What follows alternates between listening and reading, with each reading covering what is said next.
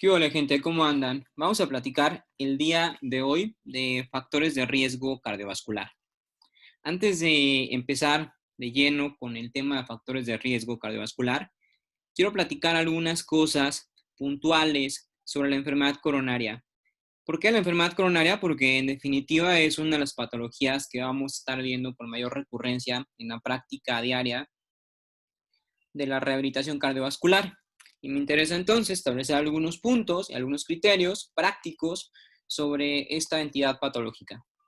De la enfermedad coronaria, pues podemos hablar mucho, pero hay 4 elementos que me interesa particularmente abordar sobre esta misma.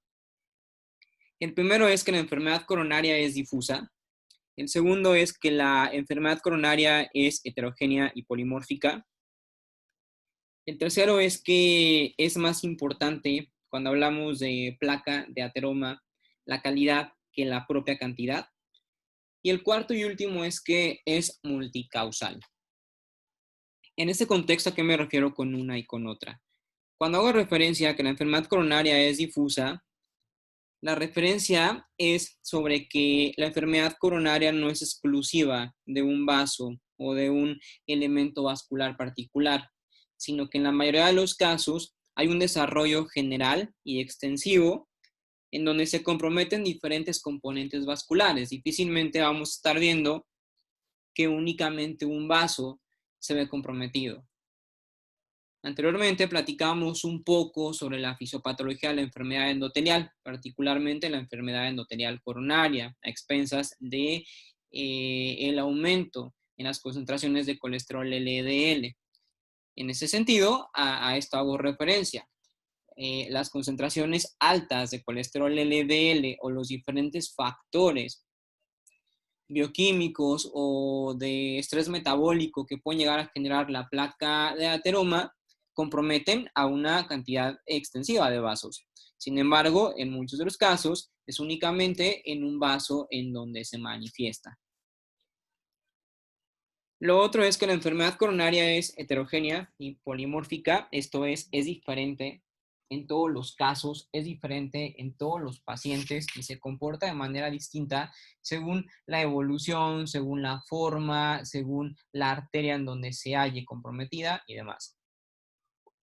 El otro tema, que es que la calidad es más importante que la cantidad, hace referencia a que de pronto podemos tener una placa posiblemente más pequeña o que no obstruya un porcentaje tan grande o importante de la luz arterial, pero a lo mejor este fragmento está inestable y a lo mejor este fragmento tiene posibilidades de desprenderse y de posteriormente pues generar un embolismo a nivel de un segmento eh, de menor luz arterial. Y en este contexto, a pesar de que en comparativa esa placa de ateroma sea más pequeña que a lo mejor otra, pues puede causar más daño, repito, porque está inestable y porque tiene altas posibilidades de desfragmentarse.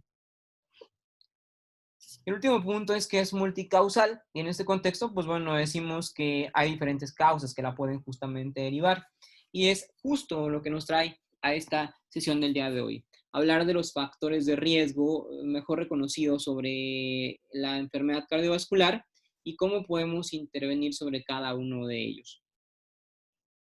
Bien, antes nuevamente de volver al tema y entrar ya propiamente en materia, pues me interesa mostrarles justamente algunas de las alternativas que se pueden llegar a utilizar para el manejo de la enfermedad coronaria.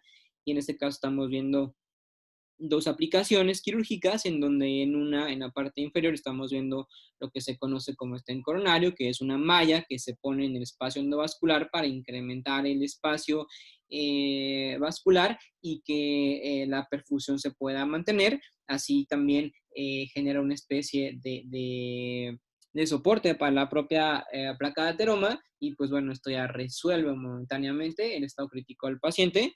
En la parte del lado izquierdo, pues encontramos prácticamente una metodología quirúrgica parecida que tiene el mismo objetivo, pero que el nombre es distinto. Esto es un balón coronario y es un elemento también diferente. Por acá tenemos diferentes clases de stent coronario de diferentes tamaños para diferentes componentes vasculares y por acá tenemos lo que se reconoce como un balón coronario, ¿va? Y pues bien, ahora sí, entrando en materia, ¿cómo tratan ustedes, señores, su corazón? ¿Qué tan bien o qué tan mal lo tratan? ¿Sí? Queda claro que cuando no tenemos una buena conducta alimentaria, cuando somos altamente sedentarios, cuando tenemos factores de riesgo genéticos, el riesgo de enfermedad cardiovascular incrementa y terminamos justamente como el personaje en la pantalla. Vamos a buscar siempre trabajar en pro de un estilo de vida saludable, y vamos a trabajar en vías de evitar justamente que si tenemos algún factor de riesgo no modificable, por lo menos podamos trabajar en los modificables para que el riesgo de desarrollo de enfermedad cardiovascular pueda disminuir exponencialmente. Y pues bueno, en este contexto hay dos tipos de factores de riesgo.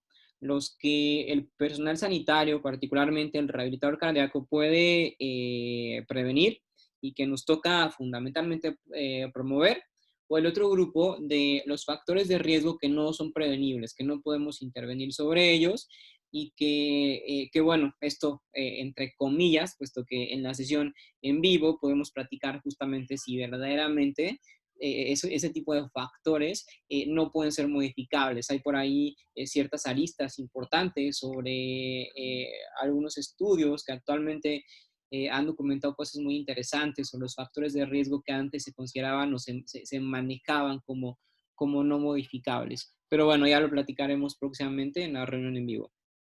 Vamos a platicar ahora entonces particularmente de forma inicial de los que sí podemos prevenir y los que nos toca y es nuestra responsabilidad definitiva prevenir, ¿va? El primero de ellos es la dislipidemia.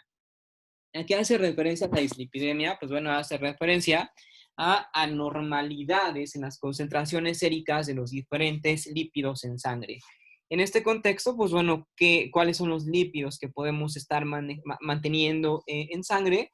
Tenemos especialmente al colesterol y a los triglicéridos. Eventualmente, en el caso del colesterol, este se divide en diferentes tipos de colesterol o diferentes formas de colesterol, en donde encontramos a el HDL, al LDL, al IDL, al VLDL y a los kilomicrones.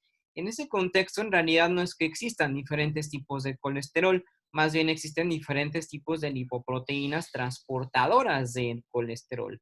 Estas lipoproteínas, asimismo, pues contienen en su parte periférica apolipoproteínas que van a reconocer justamente ciertos elementos de transporte y van a colaborar para que, repito, este colesterol pueda moverse o pueda andar sobre circulación sistémica. En este contexto, porque entonces hablamos de diferentes tipos de colesterol. Bien, eventualmente porque cuando hablamos del colesterol LDL, hablamos de que estas lipoproteínas son de muy baja densidad, es decir, son muy pequeñas y se pueden mover y se pueden desplazar fácilmente del hígado hacia la parte externa, es decir, estas particularmente el colesterol LDL se transmite a partir de una circulación extrahepática. En el otro contexto, el colesterol HDL, este tiene un transporte reverso. En este contexto, esta lipoproteína captura colesterol en medio externo, en la circulación sistémica, y lo lleva directamente al hígado, ¿sale? Es decir, hace el camino, la ruta contraria al colesterol LDL. Les digo de manera burda y de forma sencilla y práctica para que se pueda comprender, de alguna u otra manera, lo que el colesterol LDL o las lipoproteínas LDL promueven, pues es justamente la expulsión de toda la grasa para que ésta se pegue de manera importante a nivel del endotelio, en los diferentes vasos, en las diferentes arterias. Y lo que el HDL de alguna u otra manera hace, pues es recoger justamente remanentes de colesterol para llevarlos al hígado y el hígado los pueda utilizar. Entonces, por eso justamente es que en el argot clásico, a las lipoproteínas HDL las entendemos como las buenas y a las LDL, VLDL o IDL las entendemos como las malas. Realmente no existe una que sea buena o una que sea mala, más bien ambas tienen diferente chamba. Lo malo radica o viene cuando tenemos un consumo elevado de grasas y estas grasas o esta disociación pues genera que los niveles séricos del colesterol se incrementen, ¿va? Entonces, en este contexto, cuando tenemos alteraciones en las concentraciones normales y esperadas del colesterol o los triglicéridos, tenemos lo que se tipifica como dislipidemia, ¿sale? En este contexto es importante también hacer una separación del otro contexto que se reconoce como hiperlipidemia o como hipoalfa-lipoproteinemia. Eventualmente una hiperlipidemia se asocia a el evento en donde básicamente el colesterol, por ejemplo, LDL, se va a la alza. Y una alfa-lipoproteinemia es eventualmente cuando el colesterol HDL se va a la baja. El trastorno entre ambos se puede tipificar como dislipidemia. ¿Sale? En el caso de los triglicéridos, en este caso, cuando estos se van a la alza y empezamos a manejar concentraciones séricas altas de triglicéridos, eso lo entendemos como hipertrigliceridemia, ¿va? ¿Qué niveles o qué puntos de corte tenemos para diferenciar si el paciente tiene niveles adecuados de colesterol o estos están inadecuados? Pues tenemos dos datos en particular, o presento acá en la pantalla dos poblaciones distintas. La población en general, población digamos sana, y del otro lado, las poblaciones que nos interesan a nosotros acá en este sector o en esta parte de la rehabilitación que ofertamos, que es el paciente con infarto o el paciente diabético.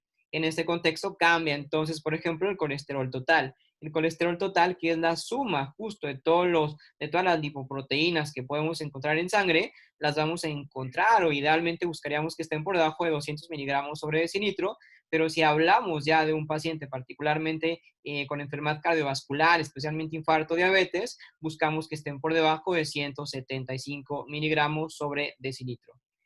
Cuando hablamos de los dos componentes principales o de las dos lipoproteínas principales del colesterol, hablamos que en el caso del LDL, ese tiene que estar siempre por debajo de 130 miligramos sobre decilitro, pero es ideal en el paciente con enfermedad cardíaca que las metas estén por debajo de 100 miligramos sobre decilitro.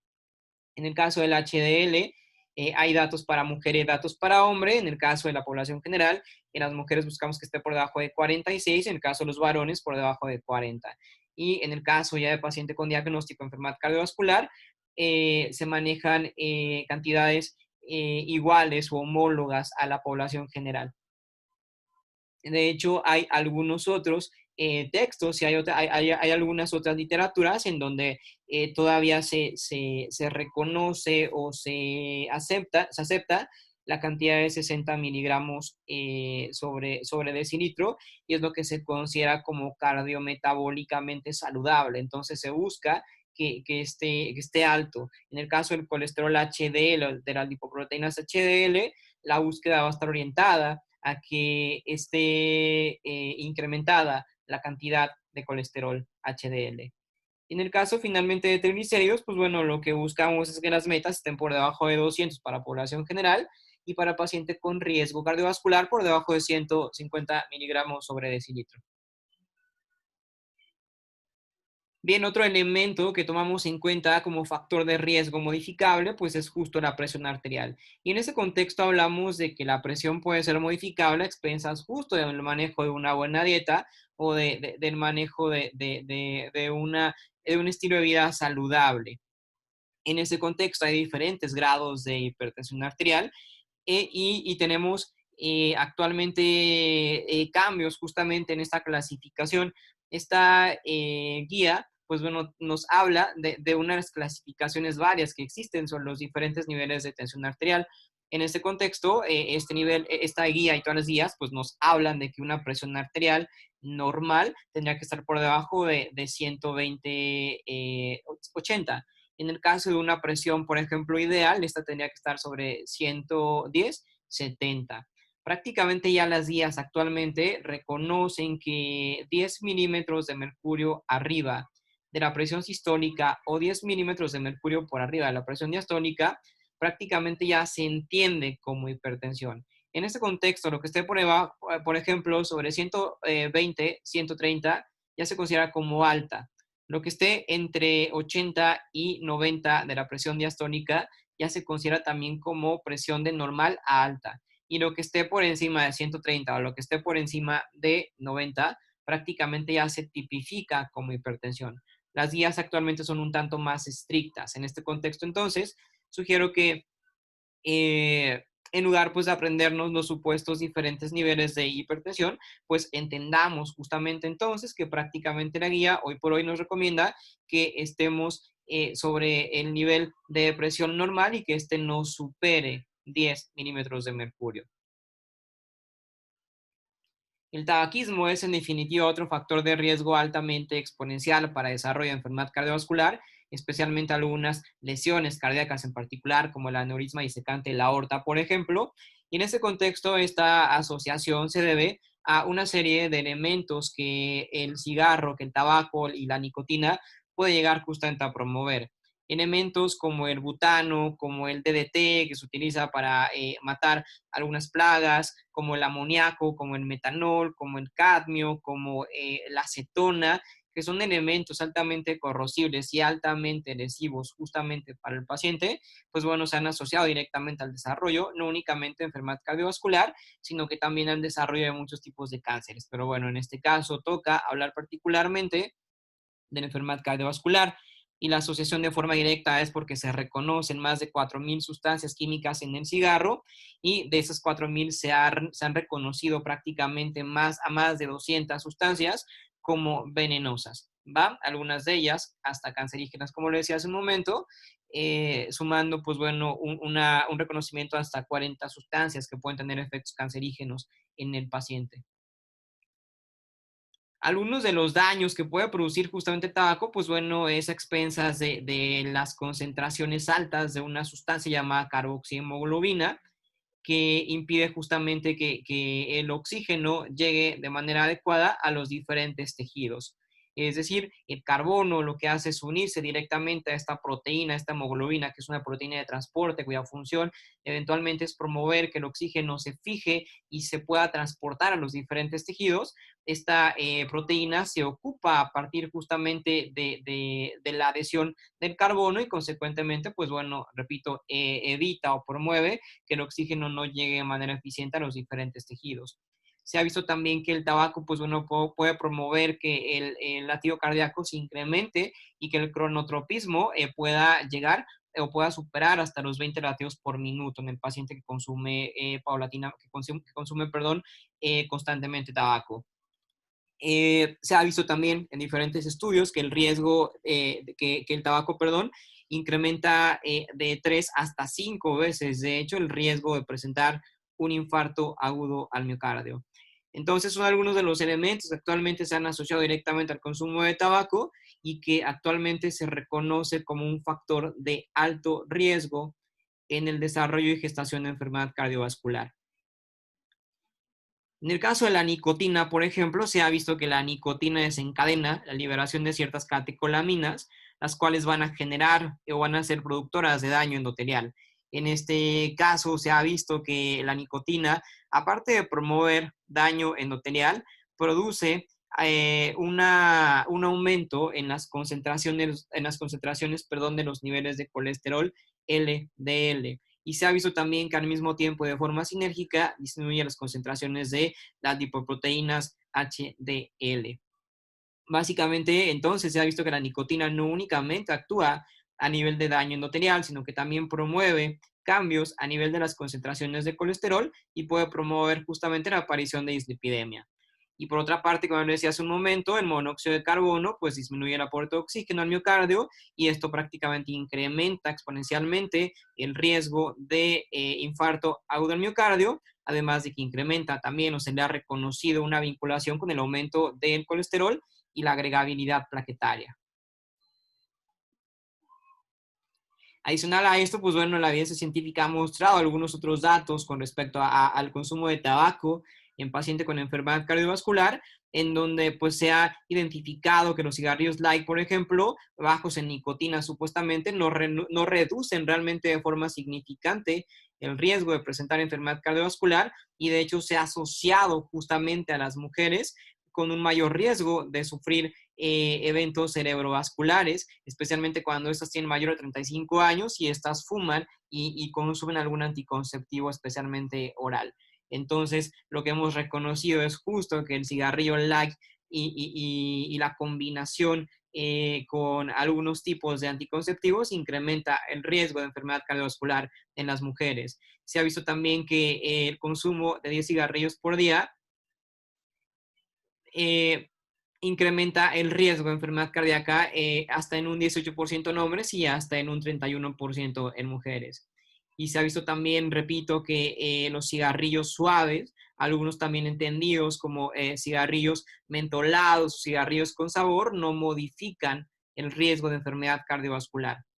Y finalmente se ha visto también que en hombres fumadores se presenta un mayor riesgo de presentar aneurisma aórtico abdominal. Se ha visto que eventualmente el riesgo incrementa exponencialmente cuando el paciente fuma cigarrillos.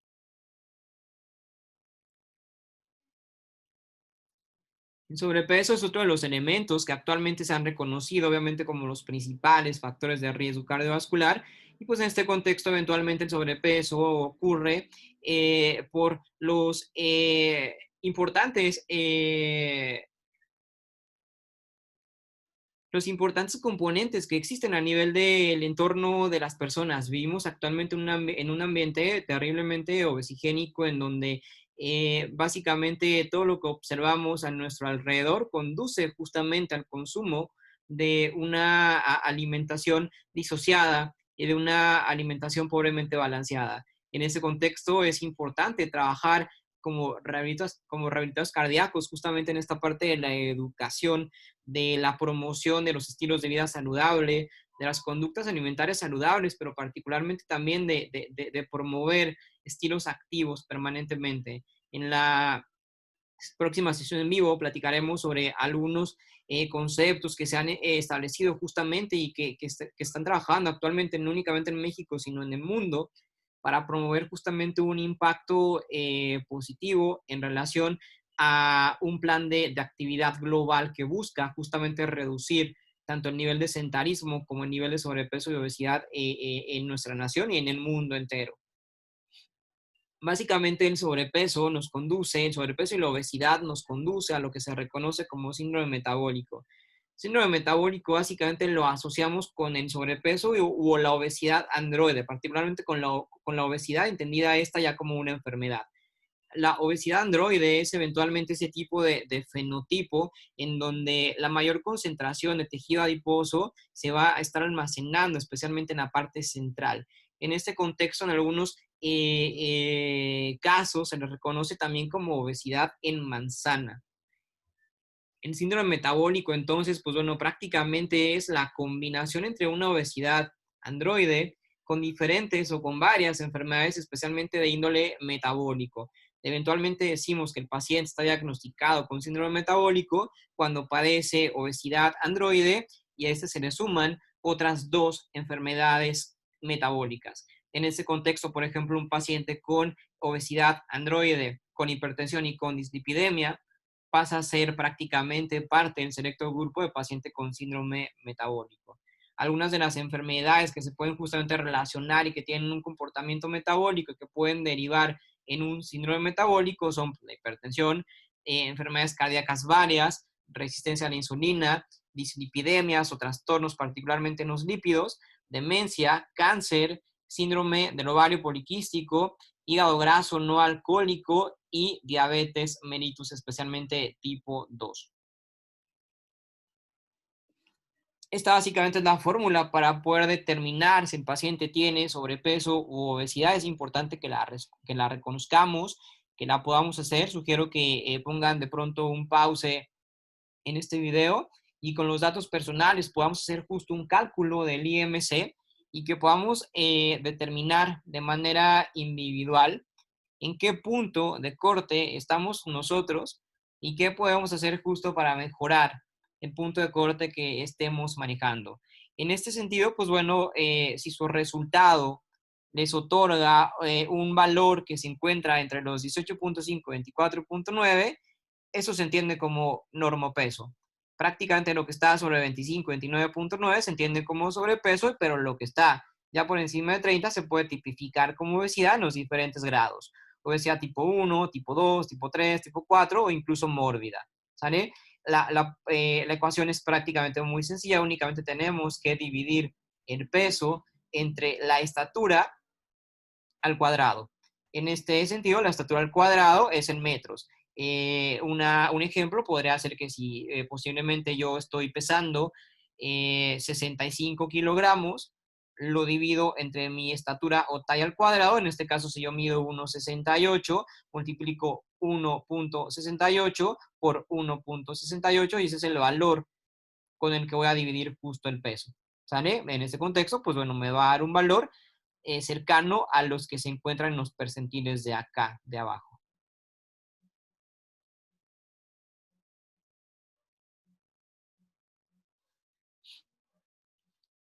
Bien, otro elemento que podemos tomar en cuenta para definir justamente altas concentraciones a nivel del reservorio adiposo, particularmente a nivel central relacionado con la obesidad androide, tenemos el perímetro de cintura. En este contexto, pues bueno, decimos y reconocemos que los valores máximos saludables, según datos particularmente de la OMS, es que los varones estén manejando perímetros de cintura menores a 102 centímetros y que las mujeres presenten perímetros de cintura menores a 88 centímetros.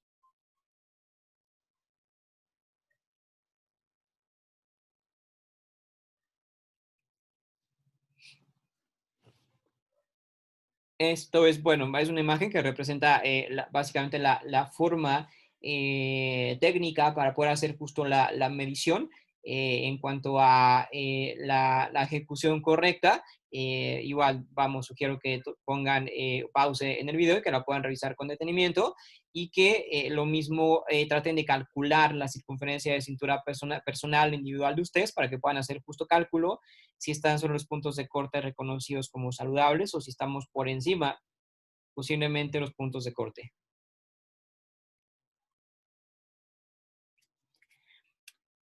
Entendiendo esto, hay otro dato, también hay otro elemento que nos permite justamente predecir riesgo cardiovascular asociado a sobrepeso y obesidad, y este es el índice de cintura-cadera. En este contexto, este índice lo que nos permite es evaluar la circunferencia de la cintura, evaluar la circunferencia de la cadera y dividir un elemento con el otro elemento. Vamos a dividir el perímetro de la cintura con el perímetro de la cadera. En este contexto, posiblemente si la cintura mide 78 centímetros y la cadera mide 97 centímetros, dividimos 78 entre 97.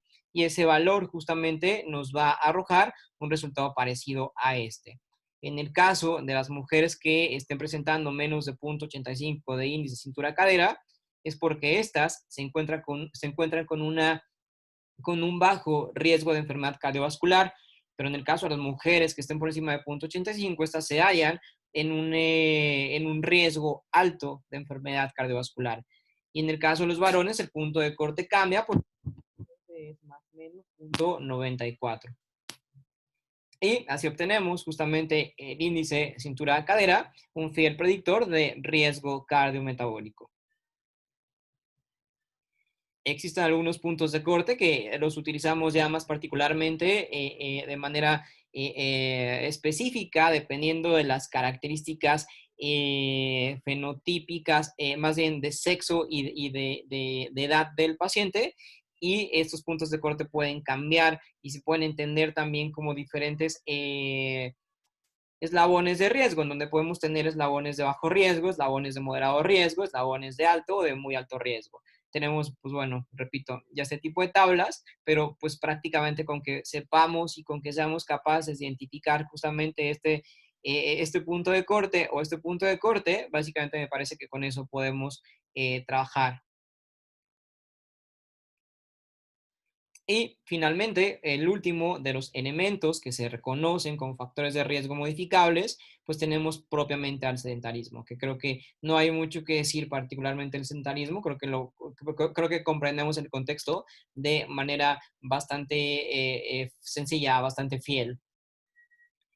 Y en el otro punto tenemos, repito, a la población que padece factores de riesgo que no son particularmente prevenibles, o por lo menos, repito, entre comillas, lo podemos entender desde ese sentido. Al primero de ellos es a la genética. La genética es definitivamente un factor de riesgo que hasta hace poco tiempo se creía que no era prevenible, Repito, yo tengo mis dudas, lo podemos platicar particularmente en la sesión en vivo, pero pues bueno, la genética actualmente se reconoce en la literatura como parte de los factores de riesgo no prevenibles.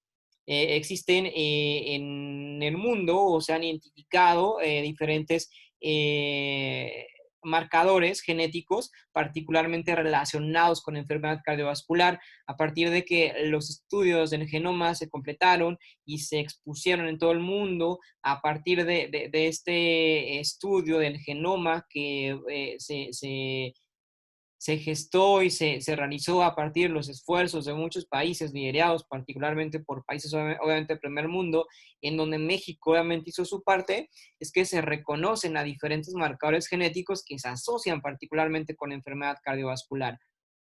Algunos de esos marcadores genéticos se asocian, por ejemplo, con fibrosis, algunos con hipertrofia, algunos se asocian particularmente con el riesgo de hiperlipidemias, algunos particularmente con el riesgo de hipertensión, algunos particularmente con el riesgo de infarto agudo al miocardio.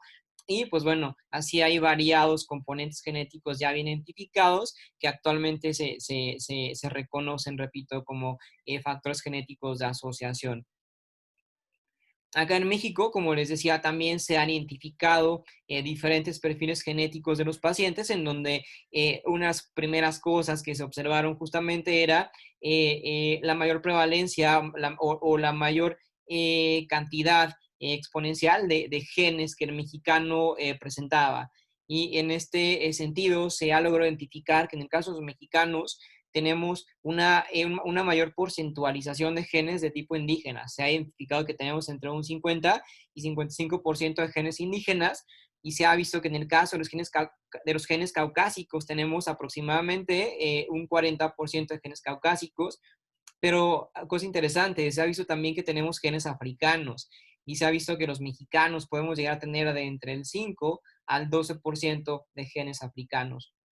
En este sentido, la mayor representación, repito, de genes está a partir justamente de genotipos indígenas. Y en este contexto se ha visto que en México, particularmente la gente de Tlaxcala, tiene la mayor proporción de genes indígenas, llegando estos prácticamente hasta el 70% de todo su cariotipo genético. ¿Por qué es tan importante esto? ¿Por qué menciono justamente esto? Por algunos reportes que se han visto justamente en México a partir de esta predisposición genética. Se ha visto que hay algunos elementos que se hallan mejor definidos en personas con una mayor, digamos, concentración o con un mayor perfilamiento genético de genes indígenas. Se han visto, por ejemplo, aumentos en las concentraciones de interleucina 35, interleucina 27, los cuales se han vinculado recientemente con la patogenia de la arteriosclerosis. En este contexto se ha visto entonces que personas que padezcan una mayor, repito, población de genes indígenas tienen una mayor posibilidad de presentar riesgo cardiovascular. La edad es otro de los factores de riesgo que van a no ser modificables, porque se sabe que a medida de que evolucionamos, de que a medida de que crecemos y envejecemos, el riesgo de enfermedad cardiovascular incrementa exponencialmente. ¿Sale? Bueno, me parece que esta pues, era una presentación sencilla, corta. Me gustaría que si surgió alguna pregunta, la apunten o la hayan apuntado previamente, y en la sesión en vivo de los próximos días la podremos dialogar.